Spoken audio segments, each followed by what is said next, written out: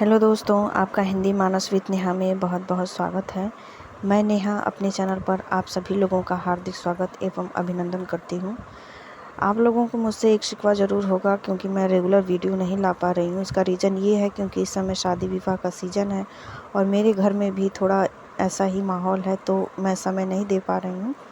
बहरहाल मैं आज रिवीजन क्लास लेकर प्रस्तुत हूँ आदिकाल से, और इसमें मैंने हिंदी साहित्य के जो इतिहासकार हैं प्रमुख और उन्होंने आदिकाल का जो नामकरण किया है उसको मैंने इस वीडियो में रखने का प्रयास किया है। तो चलिए समय को ज़ाया ना करते हुए शुरू करते हैं आज का वीडियो। सबसे पहले देखते हैं हजारी प्रसाद द्विवेदी को।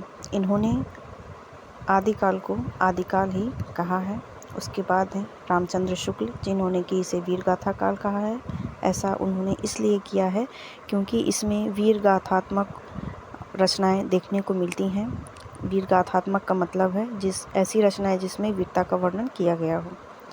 अगला नामकरण है महावीर प्रसाद द्विवेदी का, जिन्होंने कि इसे बीज वपन काल कहा है। बीज मतलब इतिहास का जो प्रमुख बीज मिलता है, प्रमुख या कह सकते हैं कि जो सबसे पहला किसी भी पौधे में देखने में क्या आता है, बीज आता है। तो इसकी जड़ें यहीं पे मौजूद हैं, इसीलिए इसे बीज वपन काल महावीर प्रसाद द्विवेदी के द्वारा कहा गया।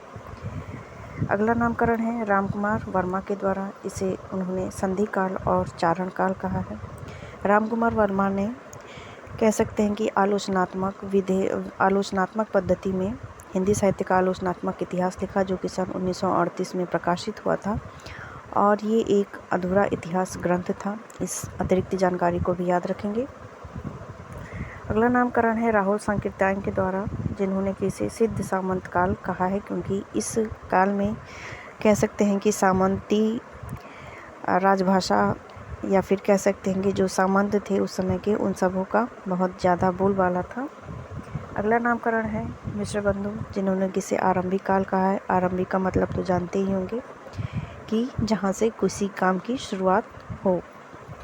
अगला है गणपति चंद्रगुप्त, इन्होंने इसे प्रारंभिक काल या फिर शून्य काल कहा है। प्रारंभिक का अगर हम शाब्दिक अर्थ निकालें तो किसी कार्य को शुरू से आरंभ करना, नहीं माफ़ कीजिएगा, किसी भी कार्य जो शुरू तो किया गया है लेकिन उसे फिर से शुरू करना क्या होता है, प्रारंभ होता है। तो उन्होंने इसे क्या कहा है, प्रारंभिक काल कहा है, और इसे शून्य काल भी कहा है।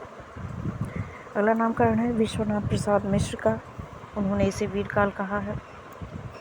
अगेन वही बात, क्योंकि इस साहित्य में वीरता बहुत देखने को मिलती है रचनाओं में।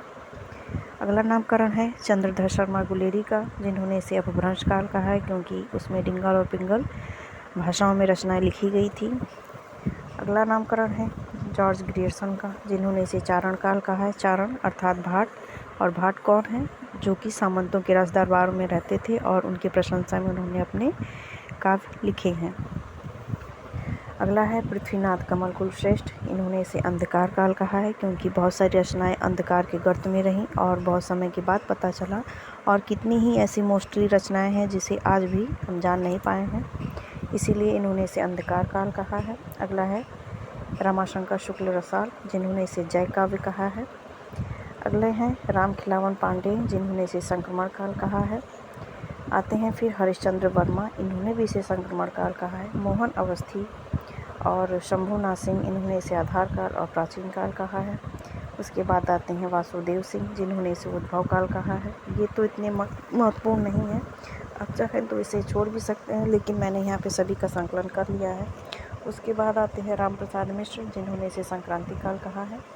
फिर आते हैं शैलेश जयदेव, जिन्होंने इसे आविर्भाव काल कहा है, अर्थात जहाँ से इसकी शुरुआत हुई साहित्य की। फिर आते हैं हरीश, इन्होंने इसे उत्तर अपभ्रंश काल कहा है। फिर आते हैं बच्चन सिंह, उन्होंने भी इसे अपभ्रंश काल और जातीय साहित्य का उदय माना है। श्याम सुंदर दास ने वीर काल कहा है और अपभ्रंश काल कहा है। तो ये थे आदिकाल के कुछ प्रसिद्ध नामकरण इतिहासकारों के द्वारा। उम्मीद करती हूँ आप लोगों को पसंद आए होंगे। बने रहे इस चैनल पर, मिलते हैं अगले वीडियो में।